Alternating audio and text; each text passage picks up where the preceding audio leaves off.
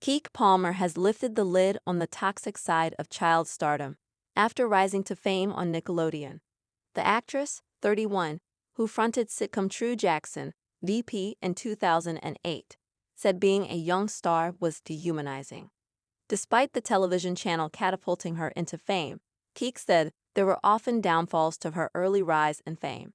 She told The Independent, "It was very, very stressful. I had to deal with a lot of opinions and thoughts that no kid really wants to deal with. But because I'm happy with my life now, I can't really sit here and regret any of it or harbor any resentment towards it because I'm out the other side. It's hard to be a child performer. It can be joyful while it can also be dehumanizing. And I work really hard to be transparent about that with the next generation." It's no doubt Keke was forced to grow up quickly, having been the breadwinner of the household and earning a salary way above her parents. Explaining how crazy it was to earn more than her parents, she explained she was always the one supporting her family financially. Nickelodeon has come under scrutiny for allegations of a toxic work environment at a handful of their children's sitcoms. Keke and her mother Sharon Palmer previously looked back on her work as a child star on Nickelodeon shows. Sharon called the atmosphere on the network's sets very weird and very cultish amid a time Dan Schneider had multiple successful shows. The Emmy-winning actress, on her Baby, This Is Keke Palmer podcast in 2024, tackled the tough topic of the investigation Discovery docuseries that aired last year, Quiet on Set, The Dark Side of Kids TV, and allegations of misconduct made against Schneider. The Illinois-born entertainer told her mother on the podcast, "I honestly do remember you having a lot to say about the Dan Schneider sets. I remember you feeling a way about Nickelodeon. I want to hear what you have to say."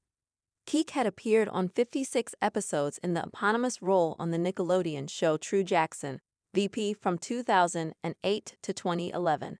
Schneider was not involved in the series. Sharon said she was made uncomfortable by the general atmosphere and conduct of the other parents in the Nickelodeon orbit.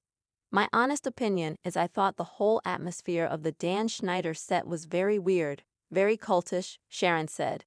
Sharon said that the parents were very secretive and that she thought they all took themselves way too seriously and were obsessive about their children's careers on the network. Sharon said, "The whole conversation was, 'Oh my God. What's happening next? Did you hear they're going to cancel this show? What's coming next?'" Sharon said the atmosphere was always so frantic about what was being canceled, whereas she saw Nickelodeon as just a stopping station. "You didn't get your start on Nickelodeon or Disney. You were blessed and fortunate enough to work in adult situations and kid situations." She continued, "My mentality about the entertainment business wasn't that Disney Channel or Nickelodeon was the end all to be all, but a lot of the parents did."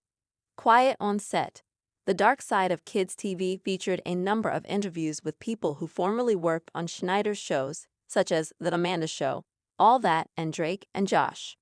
Sharon said, "When I saw the Drake story, it just broke my heart because I could see how his parents got trapped. I could see the grooming that went on."